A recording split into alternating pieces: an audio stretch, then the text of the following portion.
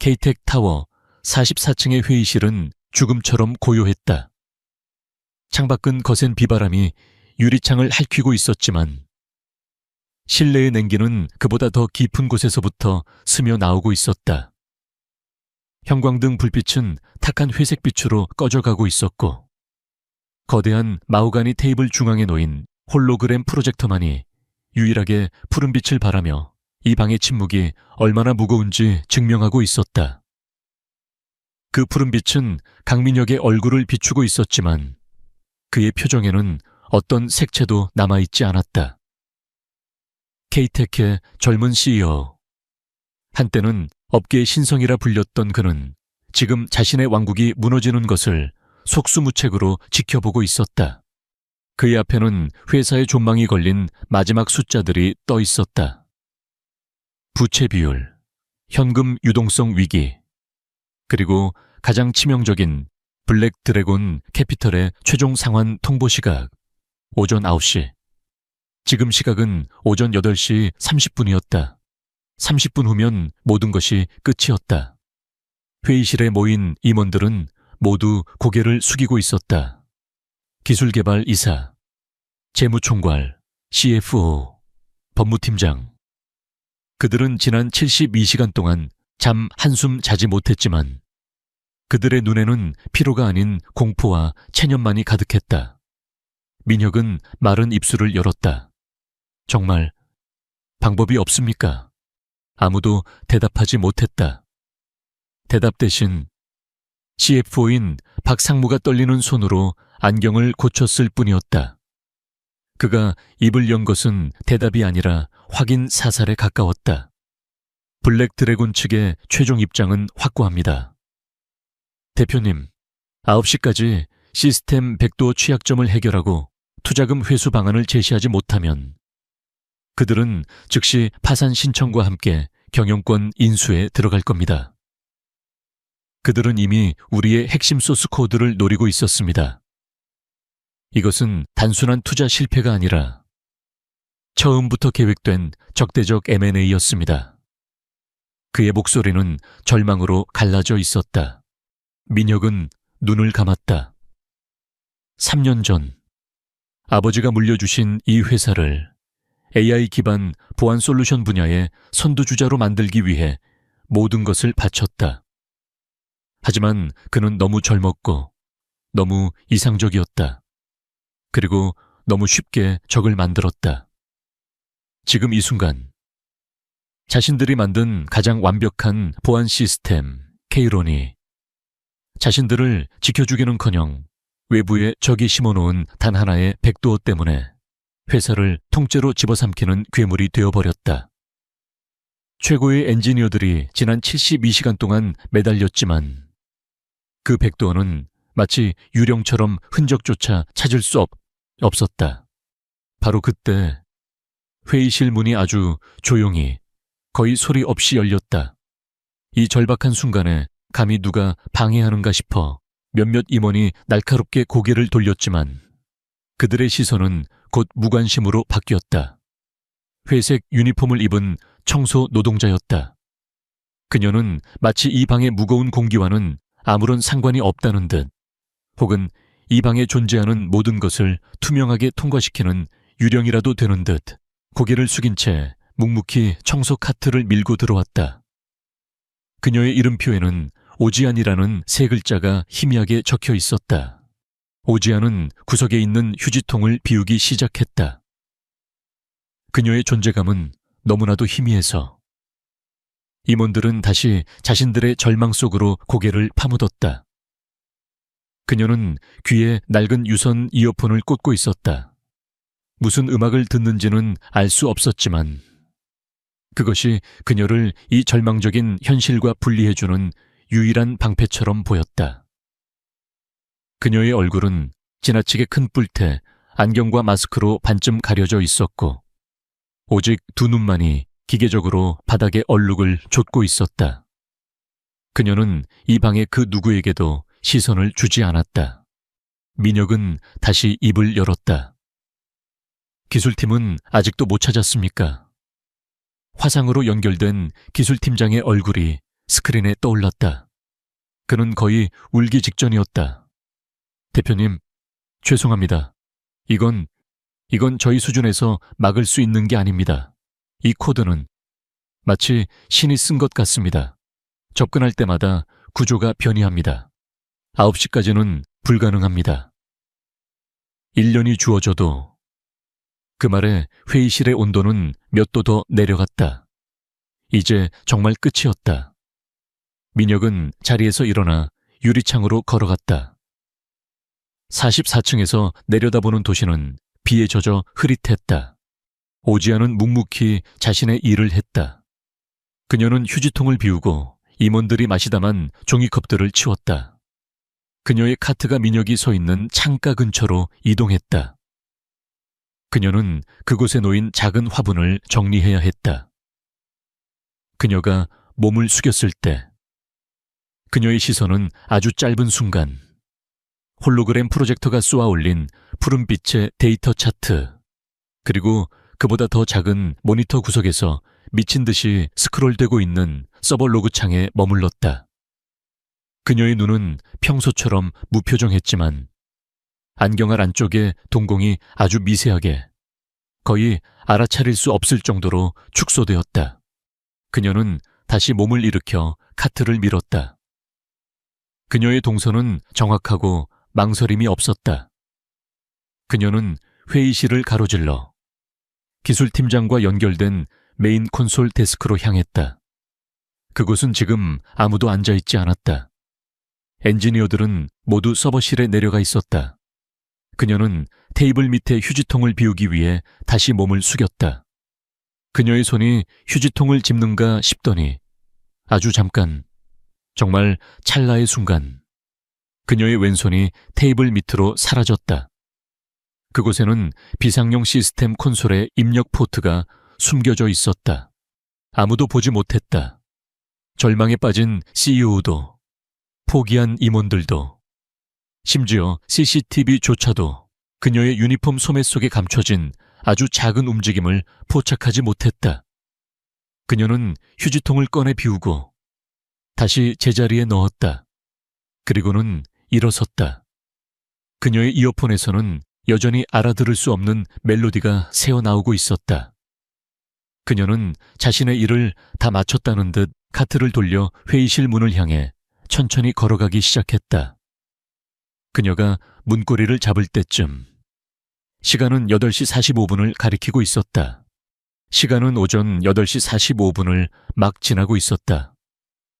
오지안이 회의실 문손잡이를 잡았을 때 그녀는 등 뒤에서 느껴지는 압도적인 절망의 무게에 숨이 막힐 것 같았다. 그녀의 이어폰에서는 낡은 클래식 선율이 흘러나왔지만 지금 이 순간만큼은 그 어떤 멜로디도 이 방을 채운 죽음의 침묵을 뚫지 못했다. 그녀는 떠나야 했다. 이곳은 그녀가 있을 곳이 아니었다. 그녀는 지난 3년간 철저히 그림자 속에서 살아왔다. 천재성이라는 것은 축복이 아니라 모든 것을 앗아가는 저주임을 뼈저리게 깨달은 후였다. 그녀는 단지 청소부 오지안으로 그렇게 조용히 잊히고 싶었다.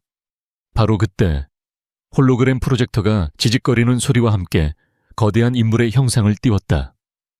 블랙 드래곤 캐피털의 아시아 지부장이었다. 그는 약속된 9시보다 10분 일찍 사형 집행을 확인하러 온 저승사자처럼 나타났다. 그의 얼굴은 차가운 금속처럼 번들거렸고 목소리는 인공지능보다 더 감정이 없었다. 강민혁 대표, 10분 남았군요. 마지막 유언이라도 하실 겁니까? 아, 유감스럽게도 당신들의 캐럴티트, 그런데요 뭐. 샤트는 이제 곧 우리 소유가 되겠군요. 훌륭한 기술이었지만 주인은 잘못 만났습니다. 그의 조롱 섞인 말은 회의실의 마지막 남은 희망마저 짓밟았다. 박상무가 무어라 항변하려 했지만 목소리가 나오지 않았다. 바로 그 순간 절망이 극에 달한 강민혁이 이성을 잃었다. 그는 유리창을 향해 있던 몸을 돌려 테이블을 향해 고함쳤다. 아직 10분 남았어. 그는 분노를 참지 못하고 엔지니어의 콘솔 데스크, 조금 전 오지안이 스쳐 지나갔던 바로 그 책상을 주먹으로 내리쳤다. 그가 마시던 물컵이 공중으로 튀어올랐고 차가운 물이 키보드와 근처에 서 있던 오지안의 유니폼을 향해 쏟아졌다. 순간적인 소란이었다. 아, 짧은 비명과 함께 오지안이 젖은 유니폼 소매를 털어내며 뒷걸음질 쳤다. 임원들은 당황했고 민혁 자신도 자신의 행동에 놀란 듯 멈춰 섰다. 모든 것이 1초 만에 일어난 혼돈이었다. 그리고 그 혼돈의 1초가 오지안에게는 영혼처럼 느껴졌다. 쏟아진 물이 키보드의 민감한 회로판으로 스며드는 것을 본 순간 그녀의 뇌는 3년 만에 처음으로 작동하기 시작했다. 그녀는 그 코드를 봤다. 회의실에 들어왔을 때 그 유령 같던 백도어의 구조를 단 2초 만에 파악해버렸다.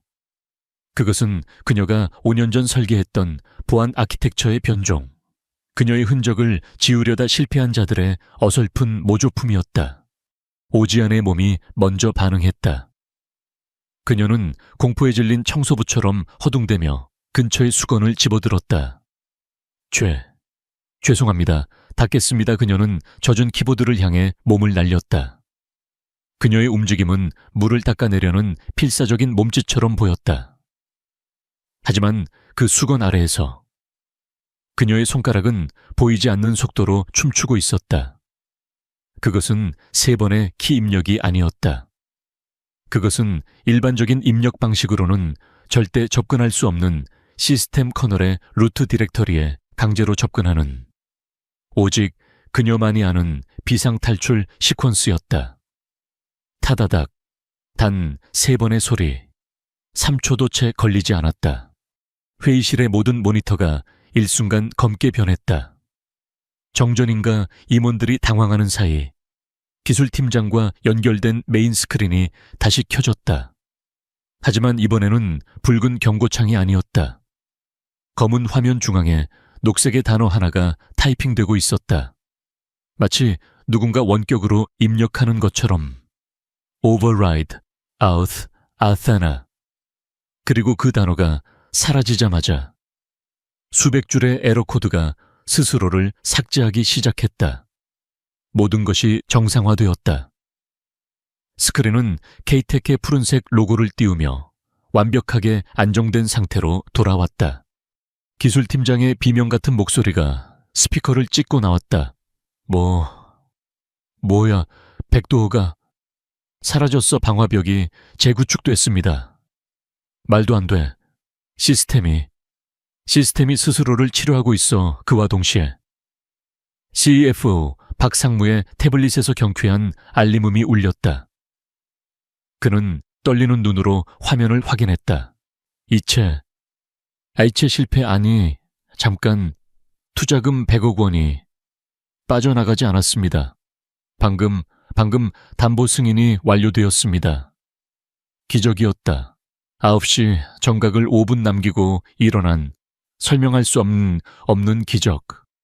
홀로그램 속 지부장의 얼굴이 경악으로 일그러졌다. 무슨 짓을 한 거지? 연결이 끊겼어, 내 놈들. 그의 말은 연결이 끊어지며 허공으로 사라졌다. 100억, 3초, 그리고 아테나, 에이티나. 이 3개의 단어가 회의실의 공기를 무겁게 짓눌렀다.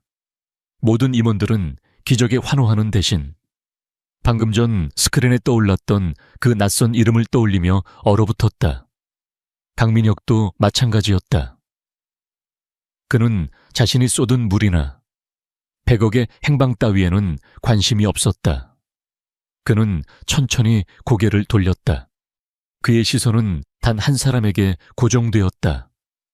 회의실 구석, 여전히 젖은 수건을 손에 쥔 채 마치 시간이 멈춘 듯 그 자리에 얼어붙어 있는 청소부. 오지안에게로. 그녀는 고개를 숙이고 있었지만 안경 너머로 그녀의 온몸이 덜덜 떨리고 있는 것이 보였다. 그녀는 방금 자신이 무슨 짓을 했는지 깨달았다. 3년간 지켜온 자신의 세계가 단 3초 만에 무너져 내렸다. 민혁은 천천히 그녀에게로 걸어갔다. 임원들이 숨을 죽였다. 그는 그녀의 앞에 섰다. 그리고 차갑게 가라앉은 목소리로, 이 방의 그 누구도 아닌 오직 그녀에게만 들릴 만큼의 작은 목소리로 물었다. 방금 당신이 한 겁니까? 방금 전까지 회사를 구원한 기적의 여우는 어디에도 없었다. 회의실의 공기는 100억을 되찾았다는 안도감 대신 스크린에 스쳐 지나갔던 단 하나의 이름, 아테나라는 6글자가 남긴 불길한 무게감으로 가라앉았다. 임원들은 얼어붙었다. 그들의 시선은 일제히 마치 거대한 자석에 이끌린 쇳가루처럼 방구석에 멈춰선 초라한 청소 노동자에게로 향했다. 그녀는 여전히 젖은 수건을 쥔 채 이 모든 관심의 중심에 자신이 있다는 사실을 견디지 못하는 듯 미세하게 떨고 있었다. 그녀가 3년간 쌓아 올린 투명한 벽이 산산조각 나고 있었다. CFO 박 상무가 가장 먼저 입을 열었다. 그는 방금 전의 절망에서 벗어났지만 새로운 종류의 혼돈에 휩싸여 있었다. 그의 목소리는 물에 젖은 솜처럼 무거웠다. 오, 오지안 씨, 맞지요 방금. 무슨 일이 일어난 겁니까 당신이 한 겁니까? 아테나라는 건 또 뭡니까? 그의 질문은 날카로운 비난이 아니라 도저히 이해할 수 없는 현상을 목격한 자의 순전한 공포에 가까웠다. 다른 임원들도 동요했다. 스파이였어 아니. 저 여자가 어떻게... 말도 안 돼. 함정일 거야. 오지안은 귀에 꽂힌 이어폰 속의 음악 소리를 필사적으로 증폭시키려 애썼다. 하지만 아무 소리도 들리지 않았다. 모든 멜로디가 멈추고 세상의 모든 소음이 그녀의 심장이 불안하게 쿵쾅거리는 소리 하나로 수렴되었다. 노출되어 떨레었다. 3년 동안 죽은 듯이 숨어 지내며 지켜온 평화가 단 3초의 실수, 아니 본능적인 반응 때문에 깨져버렸다. 그녀는 고개를 더 깊이 숙였다. 아니라고, 아무것도 모른다고 소리치고 싶었지만 목소리가 나오지 않았다. 그녀는 그저 청소부 오지안이고 싶었다. 그 이름 뒤에 숨겨진 과거는 그녀의 것이 아니었다. 그때 강민혁이 움직였다. 그는 이 모든 혼란 속에서 유일하게 침착했지만 가장 위험한 폭풍의 눈이었다. 그는 임원들의 수근거림에도 박상무의 질문에도 아랑곳하지 않았다. 그의 머릿속은 오직 하나의 이름으로 가득 차 있었다. 아테나. 그것은 단순한 해커의 이름이 아니었다. 케이텍의 핵심 시스템, K론을 아버지와 함께 설계했던 비운의 천재. 3년 전 모든 것을 잃고 업계에서 완벽하게 증발해버린 전설. 민혁은 그 이름을 아버지의 연구 노트에서 수없이 보았다. 그는 그 전설이 지금 자신의 회사에서 가장 밑바닥의 모습으로 존재하고 있다는 사실을 믿을 수가 없었다. 민혁은 천천히, 하지만 망설임 없이 오지안에게로 걸어갔다. 그의 구두 소리가 대리석 바닥에 울릴 때마다 오지안의 어깨가 움찔거렸다. 그는 그녀의 바로 앞에 섰다. 임원들의 혼란스러운 목소리가 그의 등 뒤에서 소음처럼 멀어졌다. 그는 자신보다 한참 작은, 겁에 질려 떨고 있는 이 여자를 내려다보았다. 이 여자가 어떻게... 민혁은 이성을 붙잡고 방 안의 모든 사람을 향해 얼음장처럼 차가운 목소리로 명령했다. 모두 입 다물어. 방 안은 다시 절대적인 침묵에 휩싸였다. 오지안은 숨을 쉴 수 없었다. 민혁의 그림자가 그녀를 완전히 뒤덮었다. 그녀는 그가 자신을 어떻게 할지 두려웠다. 경찰에 넘길까 아니면 스파이로 몰았을까. 그녀는 차라리 그것이 낫다고 생각했다. 오지안으로서 처벌받는 것이 아테나로서 다시 세상에 끌려 나오는 것보다 100배는 나았다. 그녀는 눈을 감아버렸다. 그러자 민혁의 손이 그녀를 향해 뻗어왔다. 그녀는 방어적으로 몸을 움츠렸지만 그가 원하는 것은 폭력이 아니었다. 그는 그녀의 귀에서 그녀를 세상과 단절시켜주던 마지막 보호막이었던 낡은 유선 이어폰을 거칠게 빼냈다. 아기우, 오지안은 짧은 비명을 질렀다. 이어폰이 빠져나가자 회의실의 무거운 침묵과 수십 개의 눈동자가 피부를 찌르는 듯한 감각이 한꺼번에 그녀를 덮쳤다. 그녀는 공황 상태에 빠진 채 민혁을 올려다보았다. 민혁의 눈은 불타고 있었다. 절망도 안도감도 아닌 오직 집요한 무언가를 확인하려는 광적인 열망으로 그는 오지안의 귓가에 다른 누구도 들을 수 없는 목소리로 속삭였다. 100억은 중요하지 않아. 방금 스크린에 뜬 이름, 아테나. 그게 당신이야. 그 질문은 오지안의 심장을 꿰뚫었다. 그것은 그녀가 지난 3년간 매일 밤 꿈속에서 듣던, 스스로에게 되묻던 질문이었다. 그녀의 전율이 멈췄다. 마치 차가운 물 한 바가지를 뒤집어 쓴 것처럼 극도의 공포가 그녀의 모든 감각을 마비시키고 이성을 깨웠다. 이것은 현실이었다. 그녀는 천천히, 아주 천천히 고개를 들었다. 그녀의 움직임 하나하나에 임원들은 숨을 죽였다. 그녀는 자신의 얼굴을 가리고 있던 도수도 맞지 않는 커다란 뿔테 안경을 향해 손을 뻗었다. 그녀가 안경을 벗는 순간 회의실의 공기가 변했다. 안경과 마스크 뒤에 숨겨져 있던 오지안의 진짜 얼굴이 드러났다. 사람들은 그녀가 겁에 질린 청소부의 얼굴이 아닌 다른 무언가를 보여주리라 기대했다. 어쩌면 천재의 번뜩임이나 스파이의 교활함을. 하지만 그들의 눈에 비친 것은 그 모든 예상을 벗어난 얼굴이었다.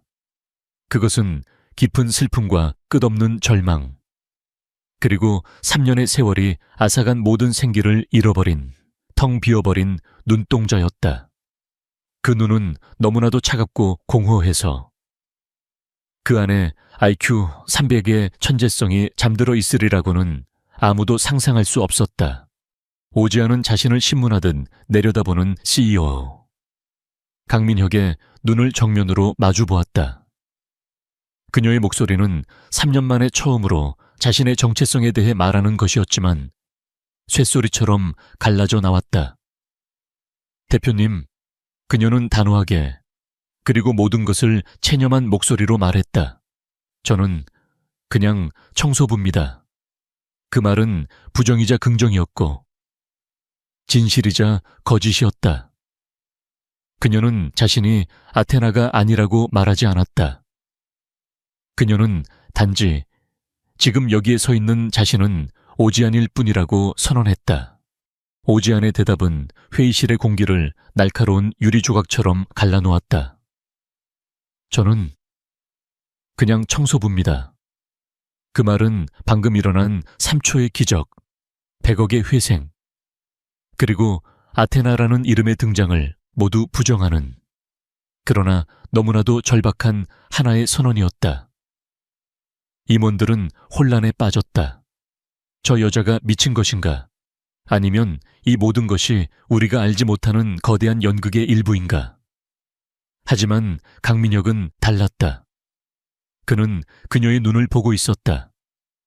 3년간의 절망과 체념으로 텅 비어버린, 그러나 그 안에서 필사적으로 무언가를 지키려는 공허고한 눈동자를. 그는 그녀가 아테나가 아니라고 말하지 않았음에 주목했다. 민혁은 심장이 차갑게 가라앉는 것을 느꼈다. 그는 방금 낭떠러지 끝에서 기적적으로 살아 돌아왔다.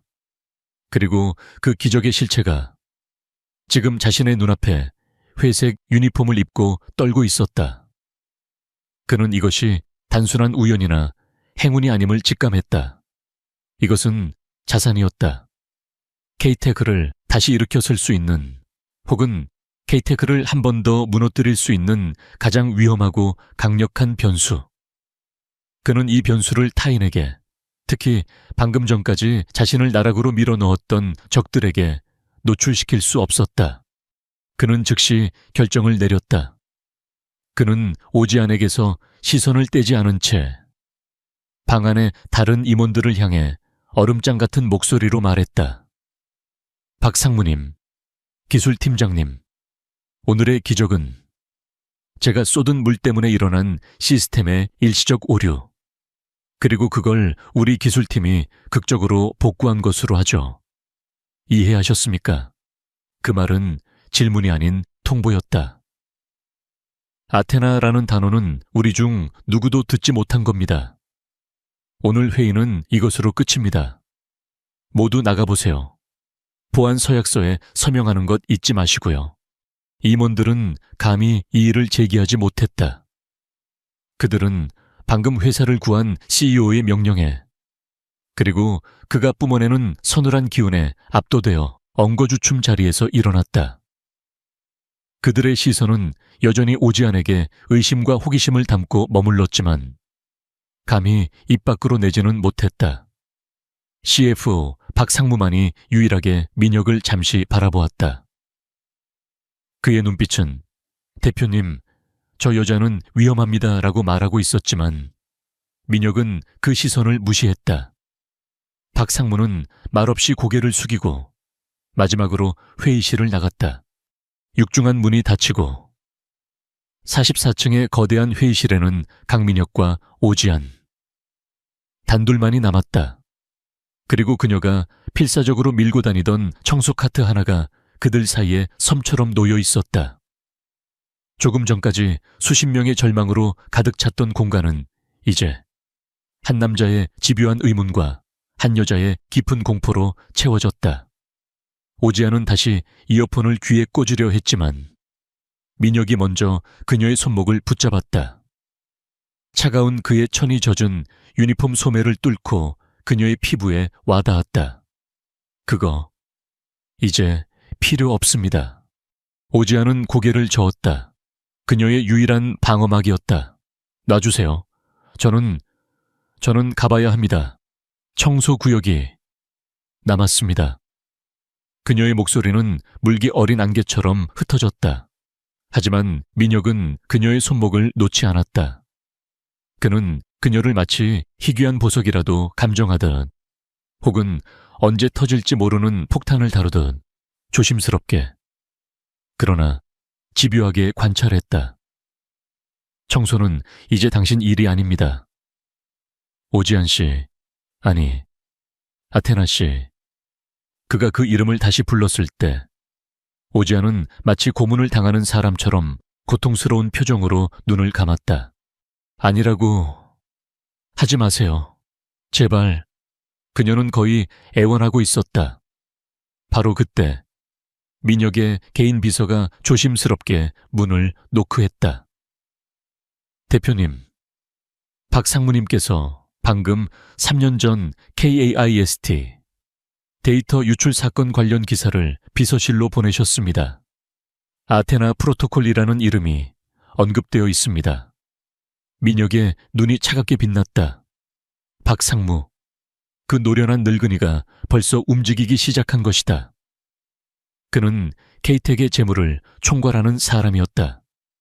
그는 회사를 구한 기적의 실체보다 그 기적이 가져올 위험성을 먼저 간파한 것이다. 민혁은 인터컴을 눌렀다. 내 사무실 당장 비우고 모든 출입 기록 삭제해.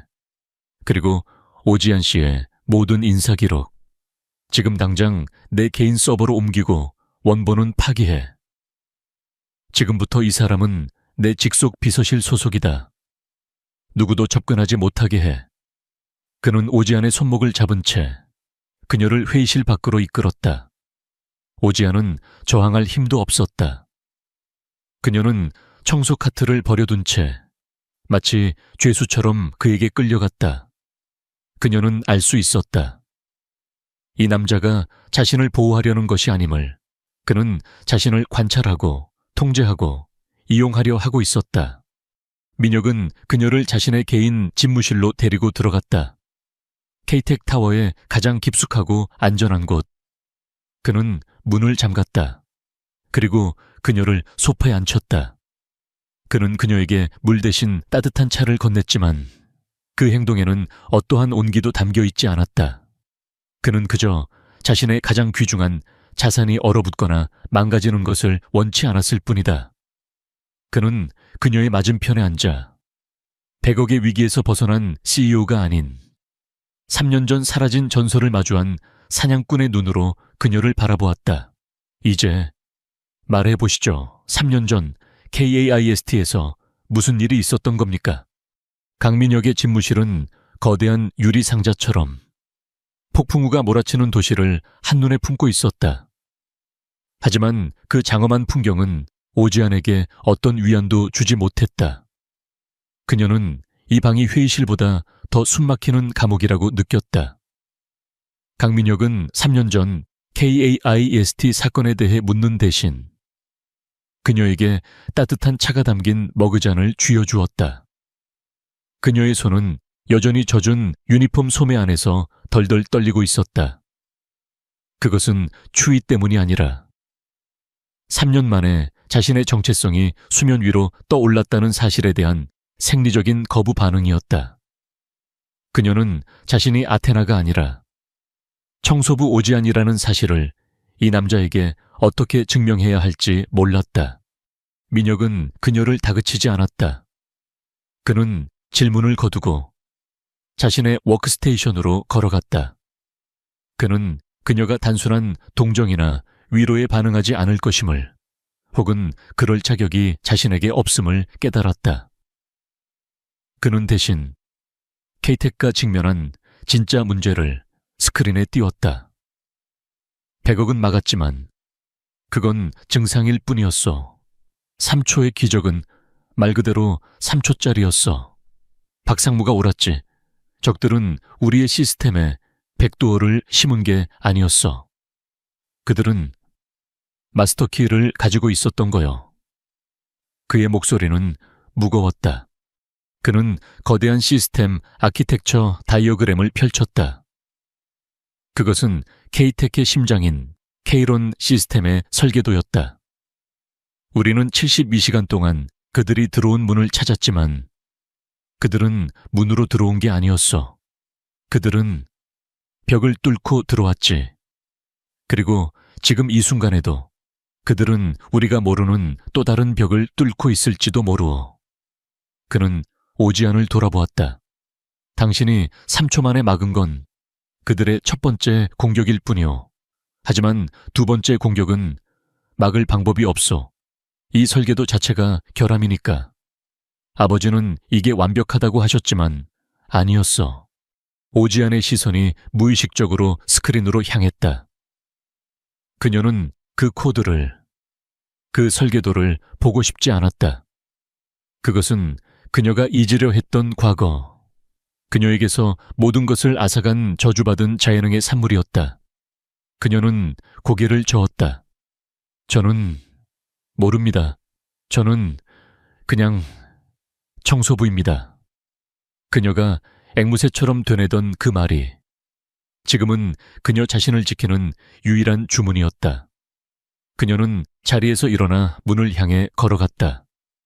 저는 제 구역으로 돌아가 봐야. 이게 당신이 만든 겁니까? 민혁의 나지막한 질문이 그녀의 발목을 붙잡았다. 그는 설계도의 특정 부분을 확대했다. 이 부분. 4차원 공간체인 이론. 우리 엔지니어들은 아무도 이걸 이해하지 못했어. 아버지는 돌아가시기 전에 이 시스템의 핵심은 아테나라는 개발자의 머릿속에만 존재한다고 하셨지. 이게 당신 머릿속에 있던 겁니까? 오지안은 그 자리에 얼어붙었다. 4차원 공간체인 이론. 그것은 그녀가 20대 초반 세상을 바꿀 수 있다고 믿었던 순진한 시절에 고안해낸 그녀의 영혼 그 자체였다. 그녀는 천천히 돌아섰다. 그녀의 눈은 더 이상 공포에 떨고 있지 않았다. 그 대신 차갑고 깊은 전문가의 분노가 서려 있었다. 그녀는 스크린으로 걸어갔다. 케이텍의 최고 엔지니어들이 6개월 동안 매달리고도 이해하지 못한 그 알고리즘. 그녀는 그것을 쳐다보았다. 그리고는 경멸에 가까운 실소를 터뜨렸다. 이건 내 것이 아니에요. 그녀의 목소리는 얼음 조각 같았다. 이건 내 이론을 훔쳐간 자들이 제대로 이해하지도 못한 채 흉내낸 쓰레기예요. 민혁은 숨을 죽였다. 그녀의 변화는 소름이 끼칠 정도였다. 겁에 질린 청소부는 사라지고 전설 속의 아테나가 그녀의 눈을 통해 그를 노려보고 있었다.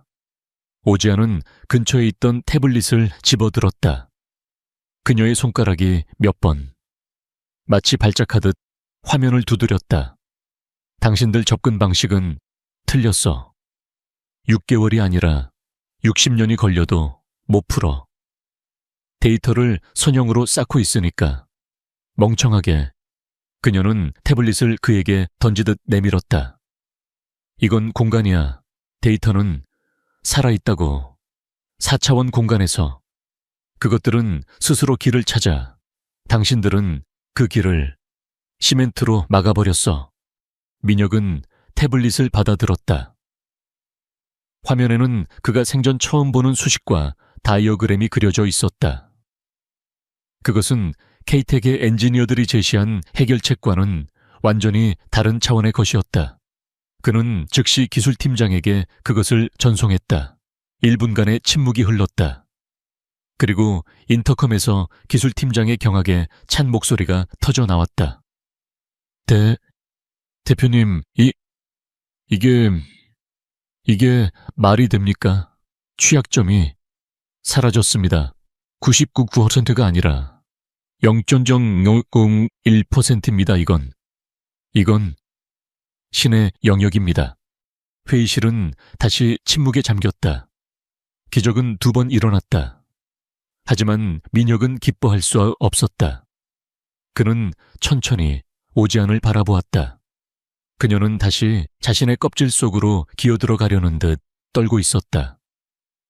그는 자신의 가슴을 짓누르는 이 감정이 무엇인지 알 수 없었다.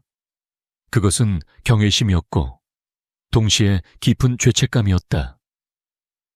그는 이 거대한 재능을 가진 여자가 어째서 3년 동안 자신의 회사에서 가장 더러운 바닥을 닦고 있었는지 그 이유를 감히 물을 수 없었다. 하지만 그는 물어야만 했다. 왜 이런 재능을 가지고 청소를 하고 있었던 겁니까? 오지아는 그를 바라보았다. 그녀의 눈에는 3년간의 고통과 환멸이 응축되어 있었다. 그녀는 그가 6개월간 풀지 못한 문제를 푼 것이 아니었다. 그녀는 방금 자신의 영혼을 다시 한번 세상에 팔아넘긴 것이었다. 그녀의 목소리는 텅 비어 있었다. 당신 같은 똑똑한 사람들이 너무 역겹고 가증스러워서요. 그녀는 숨을 몰아쉬었다. 나는 당신들이 버린 쓰레기를 치우는 게 당신들의 그 가증스러운 머릿속을 들여다보는 것보다 훨씬 더 깨끗하다고 생각했으니까. 케이테체 긴급 이사회는 박상무의 소집 요구로 열렸다. 44층의 메인 회의실이 아닌 지하 3층에 위치한 보안 등급이 가장 높은 알파룸이었다. 창문 하나 없는 그 방은 방금 전 100억의 위기를 넘긴 회사의 회의실이라기보다는 중대범죄를 심문하는 취조실에 가까웠다. 공기는 차갑고 건조했으며 테이블 중앙에 놓인 마이크만이 임원들의 작은 숨소리까지 증폭시킬 준비를 하고 있었다. 강민혁은 상석에 앉아 있었지만 이 회의의 실질적인 주도권은 그의 맞은편에 앉은 CFO 박상무가 쥐고 있는 듯했다. 그리고 그들 모두의 시선에서 가장 먼 구석, 비서들이나 앉을 법한 보조의자에 오지안이 앉아 있었다. 그녀는 더 이상 젖은 회색 유니폼 차림이 아니었다. 민혁의 비서실에서 급하게 챙겨준 몸에 맞지 않는 하얀 블라우스와 검은색 정장 바지. 그 깨끗한 옷은 오히려 그녀를 더욱 이질적이고 초라하게 만들었다. 그녀는 이 방에 존재해서는 안 되는 유령 같았다. 그녀는 고개를 숙인 채 자신의 두 손이 마치 남의 것처럼 느껴지는 것을 바라보며 이 지옥 같은 시간이 어서 지나가기만을 바라고 있었다. 박상무가 먼저 입을 열었다. 그의 목소리는 평소에 그답지 않게 날카롭고 흥분되어 있었다. 이 자리에 오지안 씨를 부른 것에 대해 양해 바랍니다. 이것은 인격적인 모독이 아니라 회사의 생존이 걸린 문제입니다. 그는 일어서서 모든 임원을 둘러보았다. 우리는 100억을 막았습니다. 기적이었죠. 하지만 저는 그 기적이 더 큰 재앙의 시작일 수 있음을 경고하고자 합니다. 그의 시선이 오지안에게 짧게 머물렀다가 민혁에게로 향했다.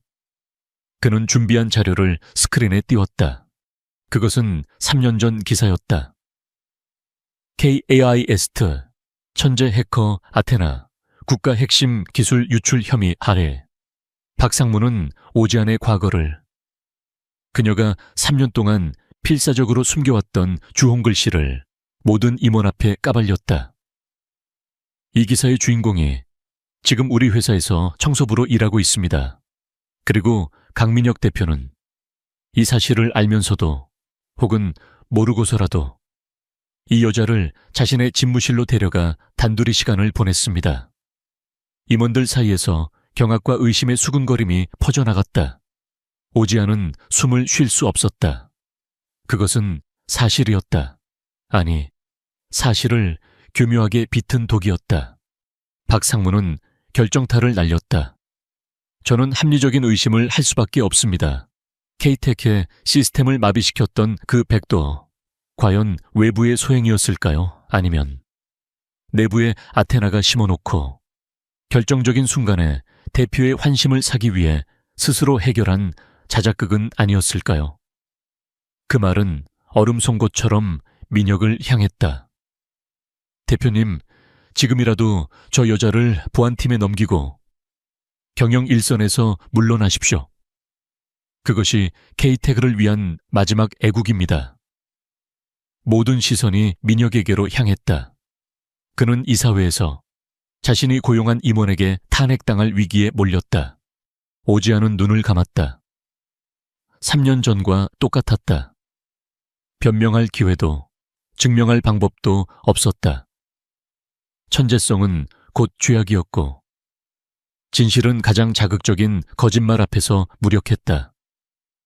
그녀는 이 남자가 강민혁이 자신을 버릴 것이라고 생각했다.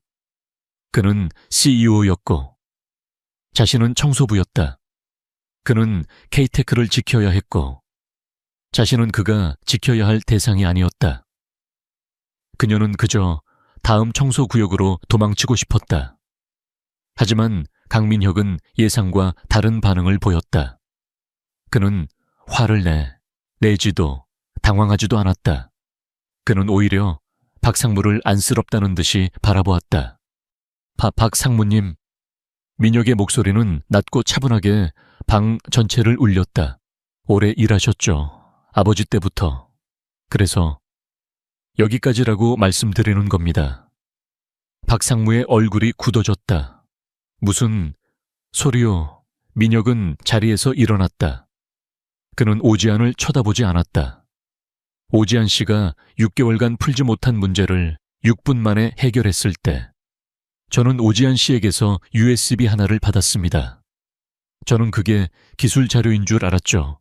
하지만 그건 K-Tech의 진짜 암덩어리에 대한 기록이었습니다. 민혁은 박상무가 띄운 기사 화면을 껐다. 그리고 그 자리에 그 USB에 담겨있던 내용을 띄웠다. 그것은 스위스 비밀 계좌의 거래 내역이었다. 지난 6개월간 K-Tech의 경쟁사로부터 박상무의 페이퍼 컴퍼니로 흘러들어간 거액의 자금 흐름. 오지한 씨는 시스템을 복구하면서 구멍을 막은 게 아니었습니다. 구멍을 판 사람을 본 거죠. 민혁이 말을 이었다. 100억의 위기는 백도어 때문이 아니었습니다. 박상무님이 경쟁사에 넘긴 마스터키 때문이었죠. 당신이 이 회사를 팔아넘기려 했던 겁니다. 박상무의 얼굴이 하얗게 질렸다. 거짓말. 저 여자가 조작한 거야. 저 여자는 마녀라고. 그가 발악하듯 소리쳤다. 하지만 민혁은 그의 말을 잘랐다. 조작인지 아닌지는 당신이 어제 오후 4시 30분 블랙 드래곤 캐피털의 지부장과 나눈 통화 녹취록을 들어보면 알게 되겠죠. 민혁이 노트북의 키를 눌렀다. 박상무의 목소리. 회사를 넘기기 위한 마지막 협상을 하는 그의 목소리가 회의실에 울려 퍼졌다. 오지아는 그제야 고개를 들었다. 그녀는 자신이 본 것을 민혁에게 넘겼지만 그가 이것을 이렇게 사용할 줄은 몰랐다. 임원들은 경악을 금치 못했다. 가장 믿었던 CFO가 내부의 적이었다. 박상무는 그 자리에 주저앉았다. 모든 것이 끝났다. 강민혁은 보안팀을 불렀다. 하지만 그는 박상무를 경찰에 넘기지 않았다. 조용히 내보내. 케이텍에서 20년간 일한 것에 대한 마지막 예우다. 보안팀 요원들이 박상무를 부축해 나갔다. 문이 닫히고 회의실에는 다시 침묵이 찾아왔다. 민혁은 지친 듯 넥타이를 풀었다. 그는 그제야 구석에 앉아있는 오지안을 바라보았다. 그녀는 울고 있었다. 환희의 눈물이 아니었다. 그것은 추악한 진실을 파헤쳐버린 자신의 재능에 대한, 그리고 또다시 누군가의 삶을 파괴하는데 이용당한 것에 대한 깊은 자기 혐오의 눈물이었다. 보안팀에 의해 끌려나가는 박상무의 마지막 발악적인 시선이 사라지고 알파룸의 육중한 문이 닫혔다. 그가 남긴 배신감과 추악한 진실의 잔해 속에서 방 안은 다시 한번 무거운 침묵에 잠겼다.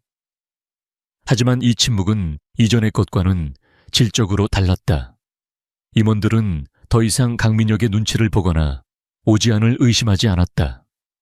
그들은 두려워하고 있었다. 그들의 시선은 이제 대놓고 방구석에 움츠리고 앉아 조용히 눈물을 흘리는 한 여자를 향해 있었다. 그녀는 더 이상 청소부도 스파이도 아니었다. 그녀는 케이테크의 심장부를 썩게 만든 암 덩어리를 단 몇 분 만에 도려낸 인간의 형상을 한 메스였다. 오지안은 울고 있었다. 그 눈물은 안도감이나 승리의 것이 아니었다. 3년 전 그녀의 재능이 처음으로 타인의 삶을 파괴했을 때 흘렸던 것과 같은 차가운 자기 혐오의 눈물이었다. 그녀는 박상무를 무너뜨릴 생각이 없었다. 그녀는 단지 시스템을 고쳤을 뿐이다. 하지만 그녀의 뇌는, 그녀의 저주받은 재능은 코드의 오류 너머에 있는 인간의 탐욕까지 꿰뚫어 보았다. 그녀가 민혁에게 건넨 USB는 시스템 복구 로그의 일부였을 뿐이지만 그 안에는 박상무의 모든 디지털 발자국이 지워지지 않는 낙인처럼 새겨져 있었다. 그녀는 또다시 아테나로서 행동하고 만 것이다. 강민혁은 임원들을 둘러보았다. 그들의 얼굴에는 공포와 함께 어쩔 수 없는 경외심이 떠올라 있었다. 이 사회는 이것으로 마칩니다. 오늘 일어난 모든 일은 케이테크의 최고 보안 등급으로 분류됩니다.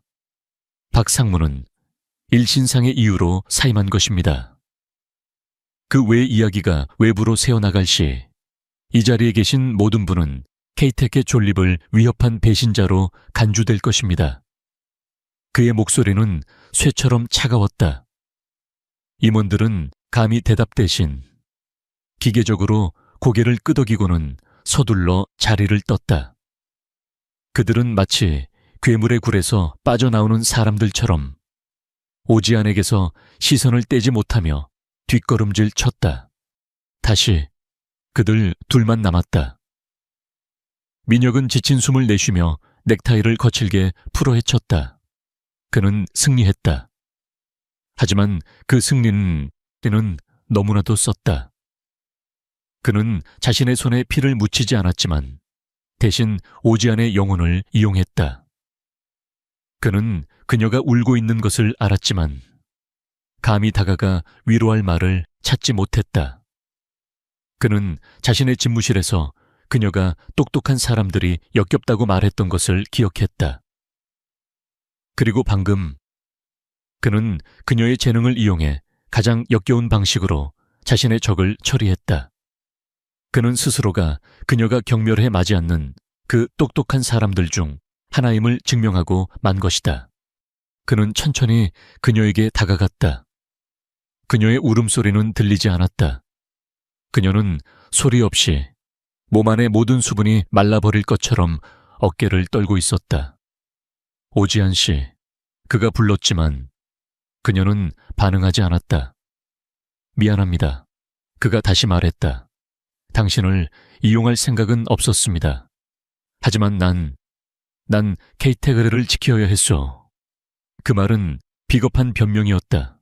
오지안은 천천히 고개를 들었다. 그녀의 눈물은 멈춰 있었다. 텅 비어 있던 그녀의 눈동자는 이제 설명할 수 없는 깊은 슬픔으로 가득 차 있었다. 그 이름, 그녀가 3년 만에 처음으로 자신의 과거에 대해 입을 열었다. 아테나. 그 이름은 제가 지은 게 아니에요. 그녀의 목소리는 갈라져 있었다. KAIST에 15살에 입학했을 때 사람들은 저를 괴물 아니면 신기한 구경거리로 봤죠. 그들은 저를 이해하려 하지 않았어요.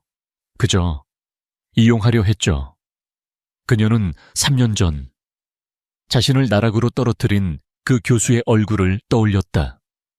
자신을 아꼈던 스승, 자신의 이론을 유일하게 이해해 주었던 그 사람이 결국 자신의 모든 것을 훔쳐 국가에 팔아넘기고 그 공로로 지금은 장관 자리에 앉아 있었다. IQ 300. 오지안은 그 단어를 경멸하듯 내뱉었다. 그것도 그들이 붙인 딱지예요. 언론이. 그리고 저를 이용하려던 사람들이. 그건 지능지수가 아니었어요. 그건 내 영혼에 붙인 가격표였어요. 그녀는 일어섰다. 몸에 맞지 않는 정장이 그녀의 왜소한 몸을 더욱 초라하게 보이게 했다. 3년 전 그들은 제 모든 것을 훔쳐갔어요. 내 이론, 내 미래, 그리고 내 이름까지. 그리고는 저에게 국가기술 유출범이라는 누명과 IQ 300의 배신자라는 오명을 남겼죠. 민혁은 아무 말도 할 수 없었다. 그가 상상했던 것보다 훨씬 더 깊은 상처였다. 그는 그저 회사를 구하고 싶었을 뿐인데 3년 전의 비극을 고스란히 재현해버린 꼴이 되었다. 그는 박상무를 해임시켰다는 뉴스가 회사 내부에 퍼지는 것을 상상했다. 그리고 그와 동시에 정체불명의 청소부가 CEO를 도왔다는 소문이. 그녀가 아테나라는 속삭임이 케이텍의 복도를 유령처럼 떠돌기 시작할 것이라는 것도. 그는 그녀를 보호하려 했지만 결국 그녀를 다시 세상의 호기심과 위험 속으로 끌어내고 말았다. 오지안은 문을 향해 걸어갔다. 나는 당신을 도운 게 아니에요, 대표님. 그녀는 문손잡이를 잡고 멈춰 섰다. 나는 그저 내 코드를 더럽힌 쓰레기를 치운 것뿐이에요. 박상무님이든 아니면 당신들이든 나에겐 똑같아요. 그녀는 문을 열고 나갔다. 민혁은 그녀를 잡지 못했다. 그는 그녀가 똑같다고 말한 그 당신들 속에 자신 역시 포함되어 있다는 것을 깨달았기 때문이었다. 알파룸에 홀로 남은 그는 자신이 구한 것이 회사가 아니라 감당할 수 없는 무게의 진실과 한 천재의 부서진 영혼뿐이라는 것을 깨달았다. 알파룸의 문이 닫힌 후 오지아는 유령처럼 복도를 걸었다. 케이텍의 심장부에서 벌어진 피비린내 나는 숙청의 중심에 자신이 있었다는 사실을 애써 외면하려 했다. 그녀의 재능은 축복이 아니라 주변의 모든 것을 집어삼키는 블랙홀이었다. 그녀는 엘리베이터를 타고 44층의 CEO 집무실이 아닌 지하 1층, 그녀의 진짜 세계였던 청소 노동자 라커룸으로 향했다. 축축하고 곰팡내 나는 그곳의 공기가 오히려 그녀를 안심시켰다. 그녀는 몸에 맞지 않는 값비싼 블라우스와 정장 바지를 벗어 던지고 낡고 해진 회색 유니폼으로 다시 갈아입었다. 그것은 그녀의 갑옷이었다. 하지만 그녀는 알고 있었다. 이 갑옷은 더 이상 그녀를 숨겨주지 못한다는 것을. 박상무의 해임 소식은 이미 블라인드 앱을 통해 케이텍 전체로 번져나가고 있었다. 그리고 그 소문의 중심에는 정체불명의 청소부, CEO의 숨겨진 조커, 그리고 아테나라는 이름이 망령처럼 떠돌기 시작했다. 그녀는 이제 더 이상 투명 인간이 아니었다. 그녀는 케이텍이라는 거대한 수족관에 떨어진 정체불명의 심해어가 되어 모든 이의 호기심과 두려움의 대상이 되고 말았다. 그녀는 청소 카트를 붙잡았지만 어디로 가야 할지 알 수 없었다. 그녀의 구역은 이제 존재하지 않았다. 같은 시각 44층의 강민혁은 박상무가 남긴 재무적인 공백을 수습하느라 정신이 없었다. 하지만 그의 머릿속을 떠나지 않는 것은 숫자들이 아니라 알파룸을 떠나던 오지안의 텅 빈 눈동자였다. 나에겐 똑같아요. 그녀의 마지막 말은 그에게 깊은 상처를 남겼다.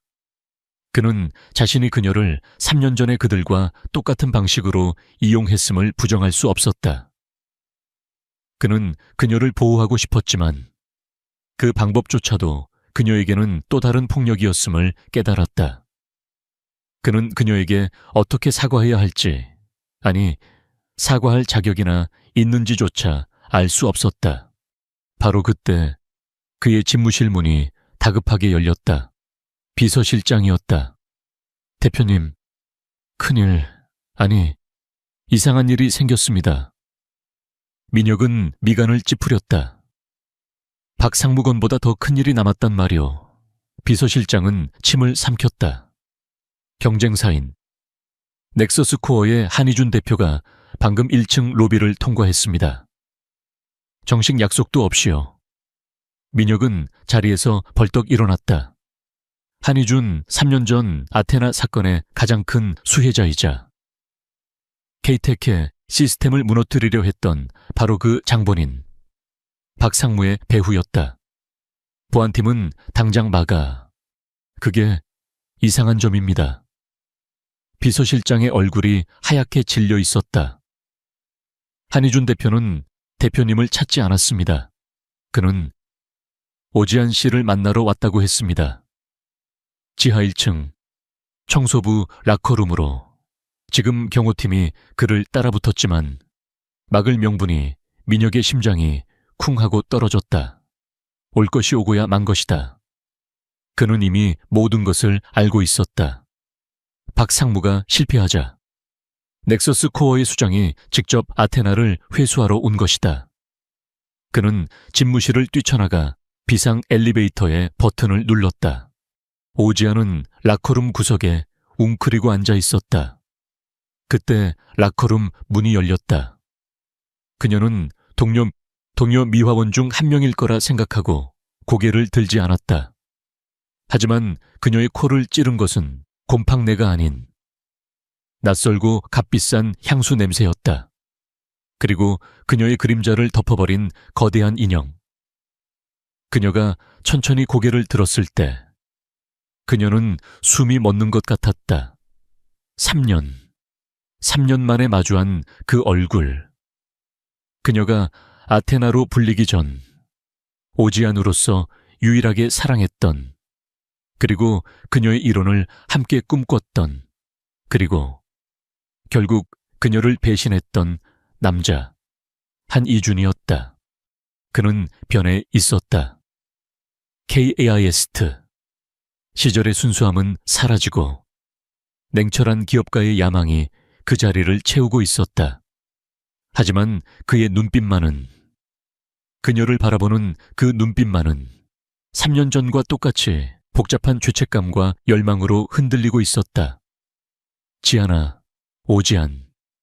그가 그녀의 이름을 불렀다. 3년 만에 처음 듣는 그녀의 진짜 이름이었다. 오지안은 자신도 모르게 뒷걸음질 쳤다. 여긴 어떻게... 그녀의 목소리가 떨렸다. 한이준은 고통스러운 표정을 지었다. 미안해. 3년 전에 난 널 지켜주지 못했어. 김 교수, 현 장관과 그가 우릴 속였어. 내 기술이 그렇게 이용될 줄 몰랐어.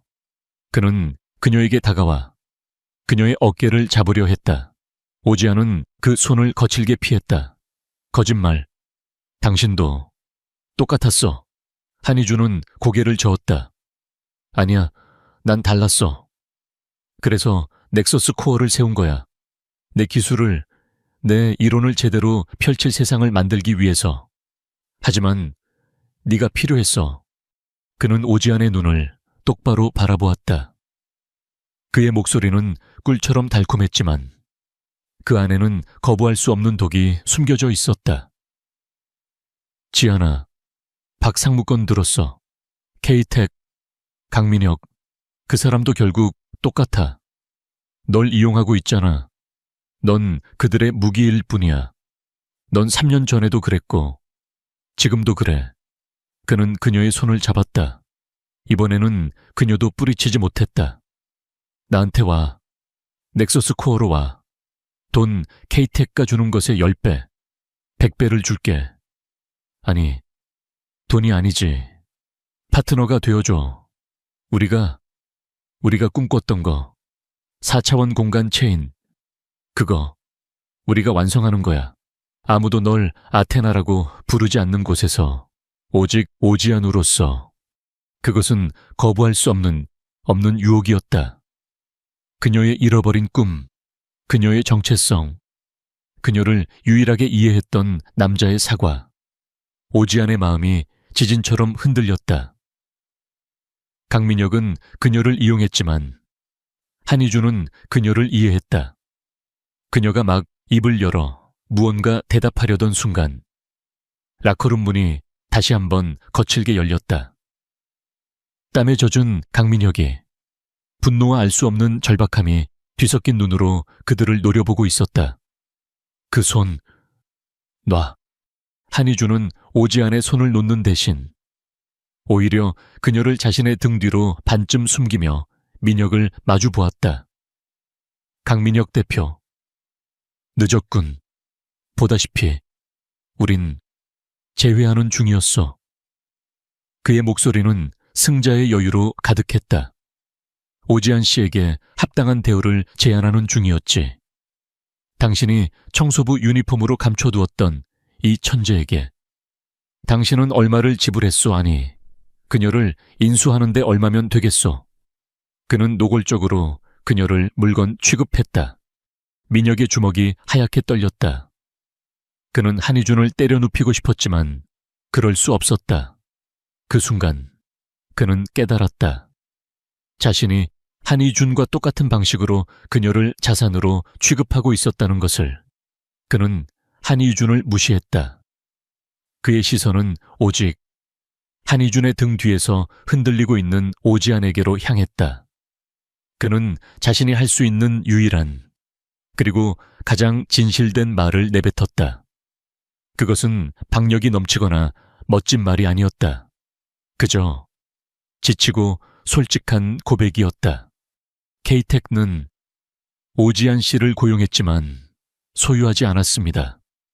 민혁은 숨을 골랐다. 한이준 대표, 당신은 그녀를 데려갈 수 없소. 그녀는 물건이 아니니까. 그는 다시 오지안을 바라보았다. 오지안 씨, 저 사람은 당신의 과거고 당신의 상처요. 그리고 나는 당신을 이용한 현재지. 둘 다 당신에겐 역겨운 똑똑한 놈들일 뿐이요. 그는 라커룸 문을 활짝 열어젖혔다. 저 사람을 따라가고 싶다면 가시오. 그건 당신의 자유요. 케이테크는 당신의 감옥이 아니오. 하지만 만약 당신이 남는다면. 민혁은 말을 이었다. 당신은 더 이상 아테나라는 무기가 아닐 거요. 오지안이라는 나의 케이테크의 파트너가 되는 거요. 그것은 100억짜리 제안도 50%의 지분 약속도 아니었다. 그것은 정체성과 선택권이었다. 한희주는 당황했다. 그는 이런 식의 협상을 예상하지 못했다. 그는 오지안을 바라보았다. 지아나 무슨 말도 안 되는. 하지만 오지안은 그를 보고 있지 않았다. 그녀는 자신에게 처음으로 선택을 강요하는 남자, 강민혁을 바라보고 있었다. 그리고 그녀는 아주 천천히, 거의 알아차릴 수 없을 만큼 작게 한희준의 등 뒤에서 한 걸음 옆으로 걸어 나왔다. 오지안이 한희준의 등 뒤에서 옆으로 한 걸음 걸어 나왔을 때 지하 1층의 축축한 라커룸 안의 시간은 멈춘 듯 했다. 그 한 걸음은 물리적으로는 고작 30cm에 불과했지만 3년의 과거와 고통스러운 현재를 가르는 그녀 생애 가장 무거운 걸음이었다. 그녀는 한희준을 선택하지 않았고 그렇다고 강민혁을 선택한 것도 아니었다. 그녀는 그저 두 남자가 멋대로 규정한 자신의 자리에서 벗어나 오롯이 자신만의 공간에 발을 디딘 것이었다. 그녀는 더 이상 누구의 무기도 누구의 꿈도 아니었다. 한희준의 얼굴이 경악과 모욕감으로 일그러졌다. 그는 자신이 내민 달콤한 과거와 완벽한 미래를, 이 낡은 라커룸과 그녀를 이용한 남자 앞에서 거절당했다는 사실을 믿을 수 없었다. 지아나, 너 지금 이게 무슨 뜻이야? 저 자를 택하겠다고 너를 청소부로 굴린 저 자를. 그의 목소리에는 애원 대신 분노가 실려 있었다. 그는 강민혁이 자신보다 더 나은 무언가를 그녀에게 주었다고 생각했다. 오지안은 그를 바라보았다. 3년 만에 처음으로 그녀는 그를 동정이나 원망이 아닌 무감각한 시선으로 마주했다. 당신은 3년 전에도 나에게 선택권을 주지 않았어. 이준 씨, 당신은 당신이 생각하는 꿈을 내게 강요했지. 그녀의 목소리는 조용했지만 라커룸의 벽을 울렸다.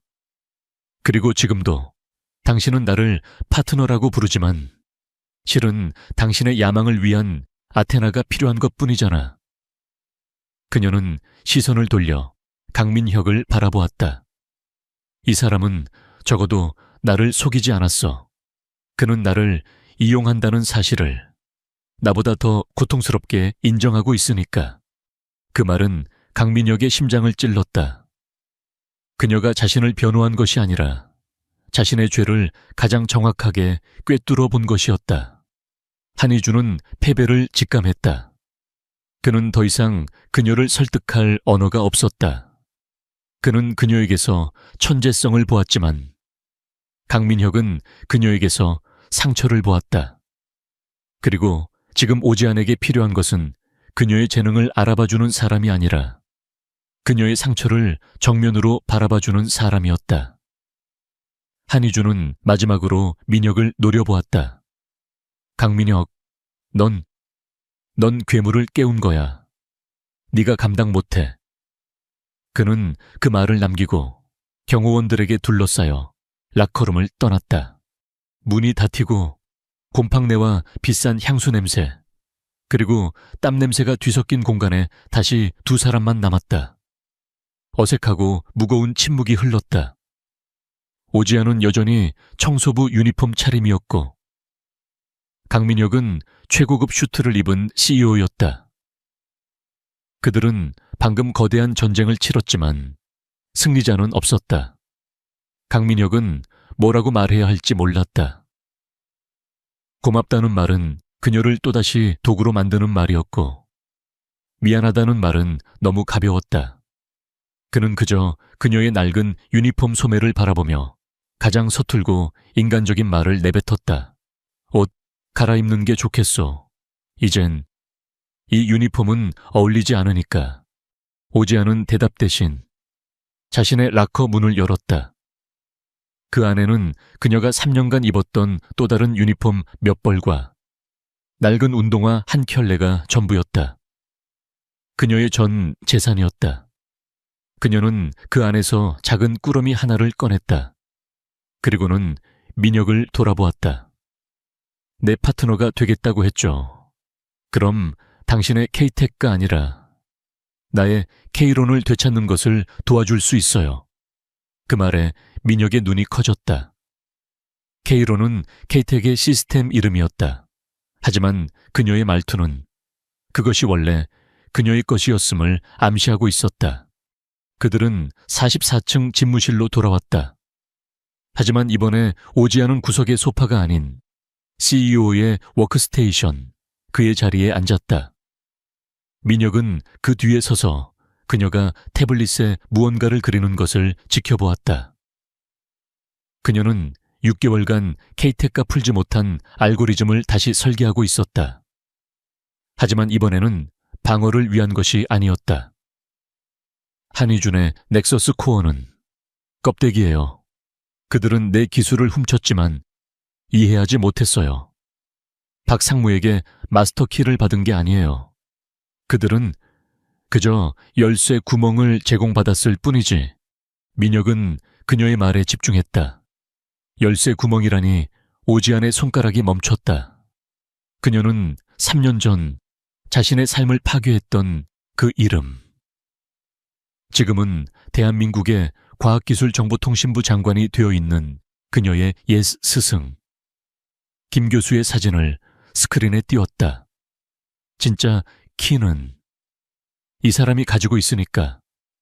민혁은 숨이 멎는 것 같았다. 이것은 기업 간의 싸움이 아니었다.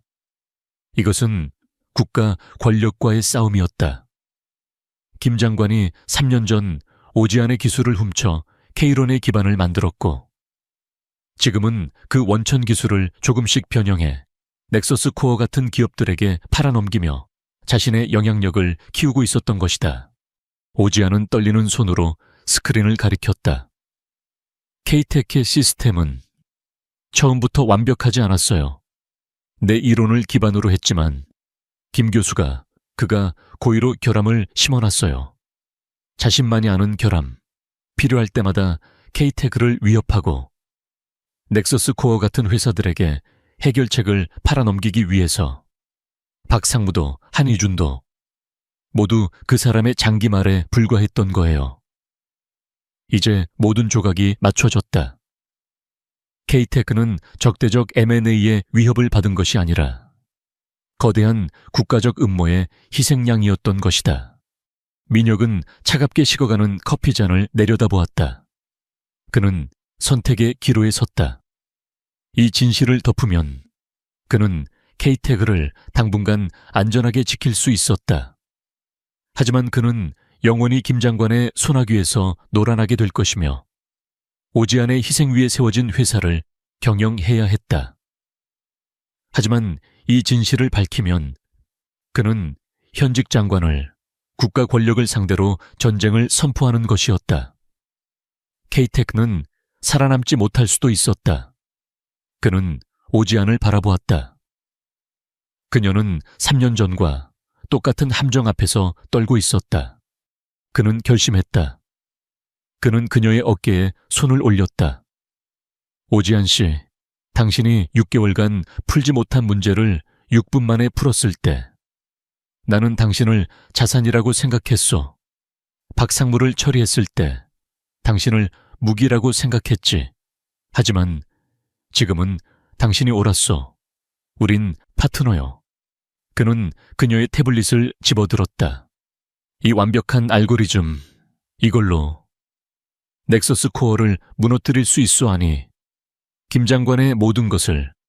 오지안은 고개를 들었다. 그녀의 눈에는 더 이상 공포나 슬픔이 없었다. 3년간 억눌려왔던 천재의 분노. 그리고 자신의 것을 되찾으려는 차가운 결의가 불타고 있었다. 무너뜨리는 게 아니에요, 대표님.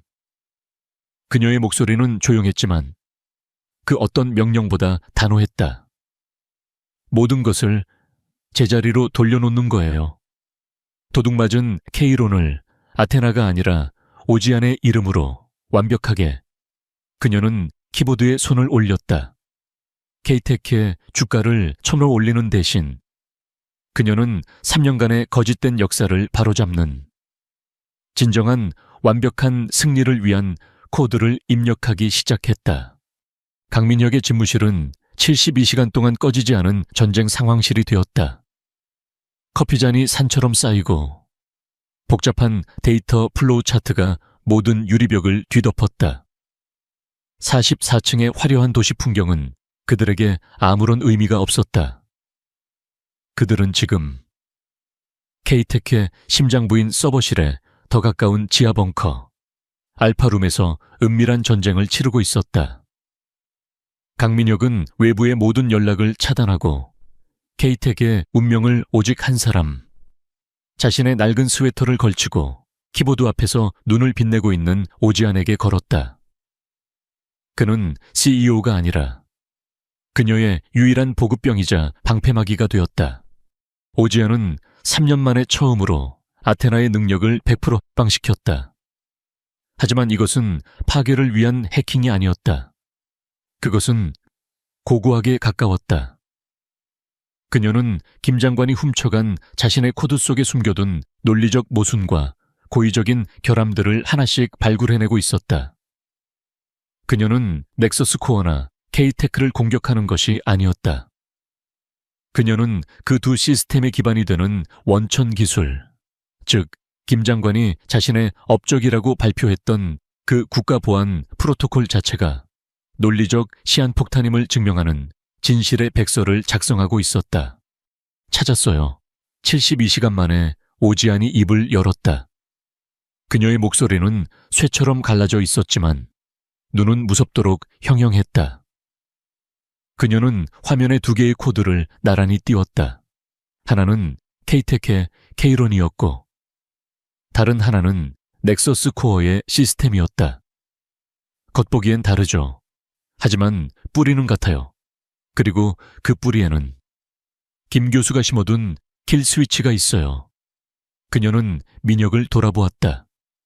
이 스위치는 국가 안보 비상사태 시 모든 데이터를 단일 지점, 즉 김 장관의 개인 서버로 전송하게 설계되어 있어요. 그는 안보를 명분으로 대한민국 모든 핵심 기술을 도둑질할 준비를 하고 있었던 거예요. 강민혁은 등골이 서늘해지는 것을 느꼈다. 이것은 케이텍의 생존 문제가 아니었다. 국가적인 재앙이었다.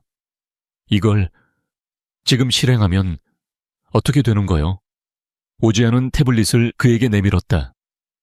그곳에는 단 하나의 버튼만이 활성화되어 있었다. 이 진실 프로토콜을 실행하면 킬 스위치가 작동하는 대신 그 킬 스위치의 존재와 목적지가 언론사, 청와대 민정수석실, 그리고 인터폴의 사이버 범죄 수사대로 동시에 전송되어 김 장관은 3분 안에 모든 것을 잃게 될 거예요. 그녀는 숨을 골랐다. 그리고 케이텍슈와 넥서스 코어는 원천 기술의 결함이 만천에 드러나며 함께 무너질 수도 있어요. 그것이 그녀가 망설인 이유였다. 그녀는 자신의 복수를 위해 강민혁의 모든 것을, 케이텍의 수천 명 직원의 삶을 담보로 잡아야 했다. 그녀는 그에게 선택권을 주었다. 민혁은 그녀의 피로에 지친 눈을, 낡은 스웨터 소매 끝에 가려진 그녀의 가느다란 손목을 바라보았다. 그는 3년 전 모든 것을 잃고 청소부가 되어야 했던 이 천재의 고통을 생각했다. 그리고 그는 이 3일 동안 잠도 자지 않고 오직 진실 하나만을 위해 싸우는 그녀의 집요함을 보았다. 그는 K텍의 CEO가 아니라 한 인간으로서 결정을 내렸다. 3년 전 아버지가 돌아가셨을 때 나는 K텍을 물려받는 게 두려웠어. 민혁은 텅 빈 커피잔을 내려다보며 말했다. 나는 이 회사를 3년 동안 파산 직전까지 몰고 갔지. 당신을 만나기 전까지 3초였어. 당신이 100억을 막는 데 걸린 시간, 그리고 3일이요. 당신이 나와 함께 이 지옥에서 싸워준 시간. 그는 자리에서 일어났다. 그는 극도의 피로감과 알 수 없는 흥분에 휩싸여 있었다. 그는 주머니를 뒤졌다. 반지 따위는 없었다. 그는 이성을 잃은 사람처럼 주변을 두리번거렸다. 그의 시선이 서버렉 한 구석에 묶여있던 데이터를 정리하는 데 쓰이는 하얀색 케이블 타이에 꽂혔다. 그는 망설임 없이 그것을 끊어냈다. 그리고 그는 72시간의 밤샘으로 엉망이 된 모습으로 그녀 앞에 섰다. 오지아는 그가 무엇을 하려는지 알 수 없다는 듯 경계심 어린 눈으로 그를 바라보았다. 민혁은 쓴웃음을 지었다. 미친 짓인 거 아오. 우린 내일 아침이면 국가 반역죄로 체포될지도 모르지. 하지만 상관없어. 그는 케이블 타이를 그녀 앞에 내밀었다. 그것은 그 어떤 다이아몬드보다 더 절박하고 진실된 약속이었다. 오지안 씨, 그의 목소리가 떨렸다. 나 같은 역겹고 똑똑한 놈이랑 파트너가 되어 주겠소. 회사 지분 50%. 그런 계약서 따위가 아니라 내 남은 생의 모든 것을 공유하는 진짜 파트너. 그는 한쪽 무릎을 꿇었다. 지금 당장 나와 결혼해 주시오. 그것은 100억짜리 승리 선언도 화려한 프로포즈도 아니었다. 그것은 모든 것을 잃기 직전에 가장 소중한 것을 붙잡으려는 한 남자의 절박한 고백이었다. 오지아는 그 케이블 타이를 그리고 그의 붉게 충혈된 눈을 오랫동안 바라보았다. 그녀의 3년은 얼음처럼 굳어 있었다. 하지만 지난 3일 이 남자는 그녀의 재능이 아니라 그녀의 상처를 보았고 그녀를 이용하는 대신 그녀와 함께 침몰하기를 선택했다. 그녀의 얼어붙었던 심장에서 아주 작은 균열이 생기고 있었다. 그녀는 울지 않았다. 웃지도 않았다. 그녀는 그저 조용히 고개를 한번 끄덕였다. 그녀는 케이블 타이를 받지 않았다. 대신 그녀는 자신의 손을 그의 손 위에 포겠다. 그리고 다른 손으로 진실 프로토콜이 담긴 태블릿을 끌어당겼다. 좋아요. 그녀의 목소리는 여전히 잠겨 있었지만 그 안에는 3년 만에 처음으로 삶의 의지가 담겨 있었다.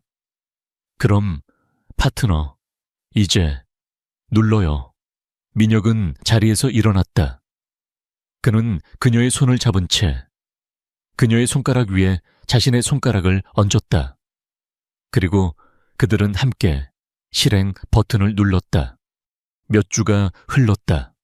대한민국은 발칵 뒤집혔다. 김 장관은